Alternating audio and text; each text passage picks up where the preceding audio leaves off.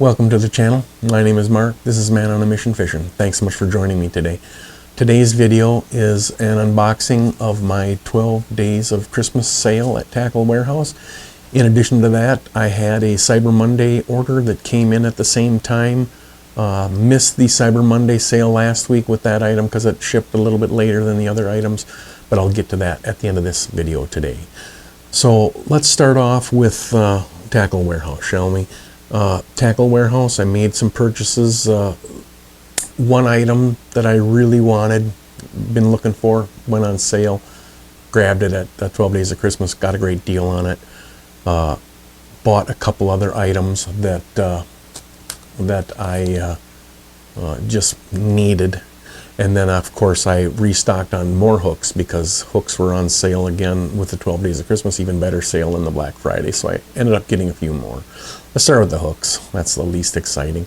Ended up purchasing some Trocar Pro V flipping hooks again. A previous sale I bought 4 and 5/0. Actually, the 3/0 were on sale. I liked them so much I bought some 3/0. If you remember right, these items have a Pro V bend in them. It's a bend right here that supposedly locks the fish in a little bit better than a normal round bend. But the main thing I liked about these hooks was they have the soldered eyelet as well as a really sturdy bait keeper. I don't know if you can see the eyelet here.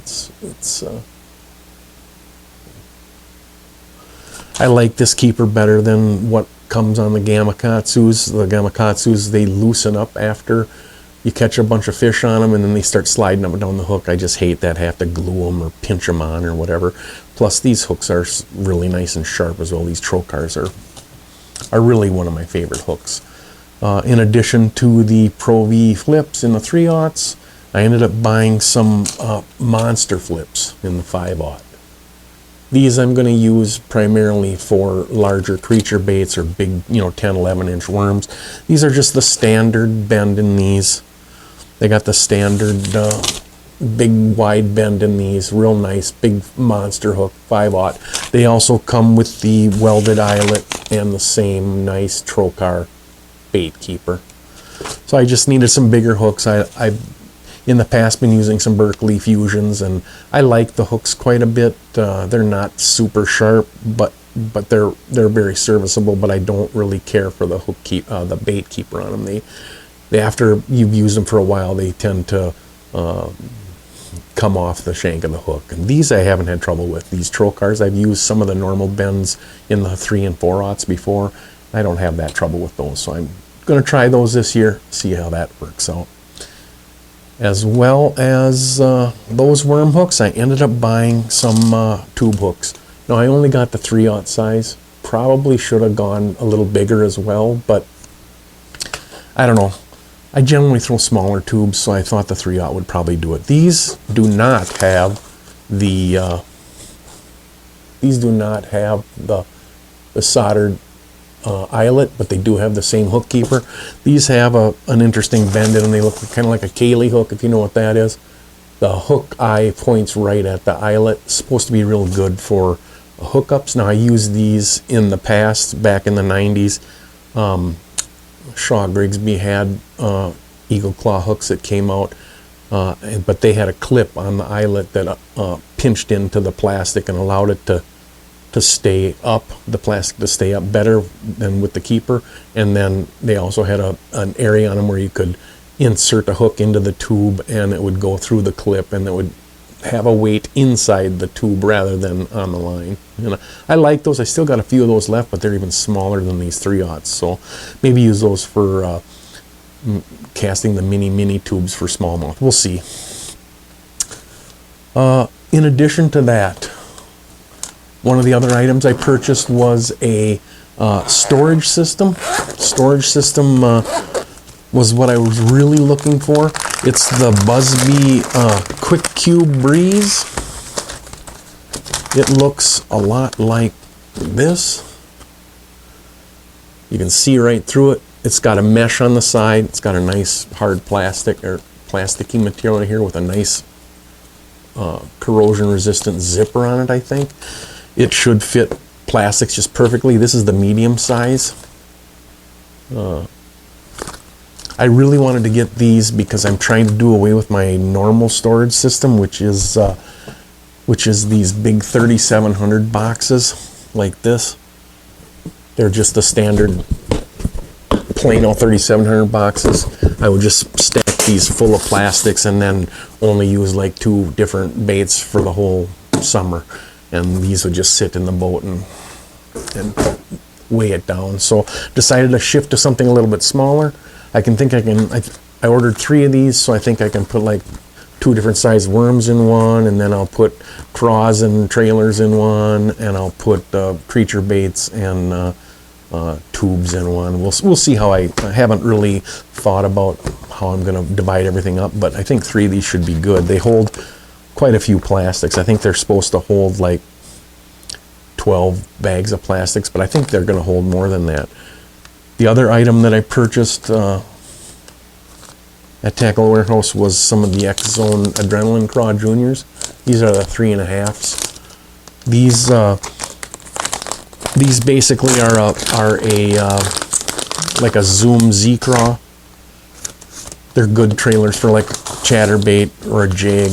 You could throw it on a Ned rig or a Mojo rig or a Carolina rig. They're the double-tailed Adrenaline Craws. Pretty standard bait. This is in the dark June bug color. So yeah, I think I bought 4 of 2 different colors. So I got 8 packages. And if I put those 8 packages in this Busby bait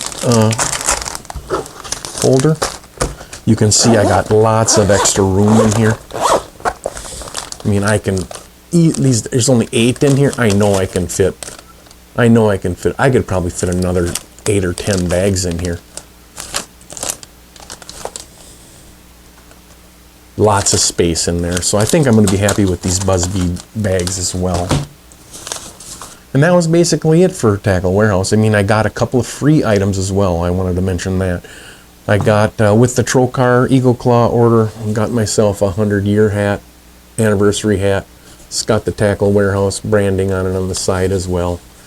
I got one of these with my last order. I just didn't show it on the video, but who knows? Now Rick and I each have one. So maybe we'll wear these this year. I'm not sure. In addition to that, BKK had a promo with the 12 Days of Christmas sale. They had like 3 or 4 different items that you could get free with an order. I ended up getting this BKK swim bait set. It's basically just a normal swim bait head. I got 2 of them in here, a white one and a dark one, a brown, black one or green pumpkin one. These here look sharp, definitely, and they definitely have a nice bend on them. They almost have that Pro V bend on them, even. You can see it here. It's got kind of a interesting bend, normal swim bait head. Be able to throw those in. I throw a lot of swim baits. I don't generally have hooks that look like, with the eyelet like this. I like them more at like a 60-degree bend, but we'll see. This might be more of a Damiki type rigging, or probably works good for forward facing. Who knows? I don't have that, so I won't be using it for that. And that was basically it for the Tackle Warehouse sale. I didn't purchase a whole lot of stuff, just got some stuff that I really wanted, a couple of things that I wanted to try. Prices were good. I went for it. So other than that, Cyber Monday. Arc rods, 2-for-1 sale over the holidays. Ended up purchasing a couple of reels with them. I know their rods are pretty well thought of. I've seen a lot of people have raving reviews about the rods, saying they're real slick, real nice. And I've seen the same thing about the reels. Now the reels are tempered with a few more negative reviews, but the negativity stems from people not being able to dial them in real well. And I think that relates basically to the braking system on these. It's a different style braking system than I'm used to, so it may take me some time to figure it out as well, but I'll have a more extensive review of this later in the season after I've been able to use it for a bit. So a couple of the Team Marc Gravity series will, let's see here, get one out so you can take a look at it. I have one on a rod over here, I'll show you too, but get up close and personal with this thing. They're pretty nice looking reels. I mean, they're a real nice quality. I mean, it's a aluminum frame, I believe. I think the side plate is graphite, but I'm not sure. He has the standard braking system here with the knob where you dial it in. It's got the standard tension knob here as well. It's got the nice flat, wide handles that I like. I don't like those big knobby ones. It feels really smooth in the hand. It's real comfortable. It's got a, I'll show you that other braking system now. It's got a switch right here that you pop open, and then you can just pull this side plate off. And then you can see the standard magnets on this side. And then when you look inside, this is the different part. It has a aluminum spool in here. And this spool has 3 settings. It's marked 1, 2, and 3. You push this in and turn it, and it'll snap into place. 1 is for BFS, 2 is for standard weighted items, and 3 is for heavier items. I think the lower the number, the farther you can cast, but the more backlashing you'll get. So I think as a person gets used to the reel and casting, thumbing it and stuff, you probably could. I'm hoping I can get down to the number 1 and still cast my normal baits. I'm looking to get more distance out of this reel than the current reels that I have. So let's take a look at this reel on an actual rod. I've got this reel currently with 15-pound braid to a 12-pound fluorocarbon leader on here. I've got it on a 6.6 medium heavy Falcon Expert Series rod. It's an old rod. I've had it for many years. I love the rod. The action is really nice. I think Falcon makes a hell of a rod. I've had many of them in the past. My old flipping sticks were Falcons. I ended up replacing them a few years ago because, man, they were so tip heavy, so heavy. But back in the day, they were really the So this sits on this rod really nice. It palms real good in the hand. I'm really looking forward to getting on the water and trying this out. I think this is going to be quite an upgrade over the old 25-year-old Torado that I had on this rig. I had some difficulty casting that one. This one feels ultra smooth. We'll see. I might repurpose that Corrado and get her tuned up and slap her on another rod here in the future. I'm not sure yet, but I'm very much looking forward to trying this one out. Yeah, and that's basically it for the sales. That's hopefully the end of my purchasing for the winter. We'll see. Maybe I'll find some deals that I can't shake off and end up purchasing some more, but for the most part I'm going to try and be done. So, but coming up in the future weeks to come here, Rick and I will probably take turns or making videos together, or go over some of our favorite baits, some of our favorite locations, some of our favorite tactics, and some of our gear options. And we're by no means experts by any stretch of the imagination, but we can show you what we use and what we find works for us, and hopefully that'll be interesting to you guys. Other than that, I don't have much to say. Thanks so much for joining. Don't forget to like and subscribe. And until next time, my name is Mark. This is Man on a Mission Fishing. I'll see you later.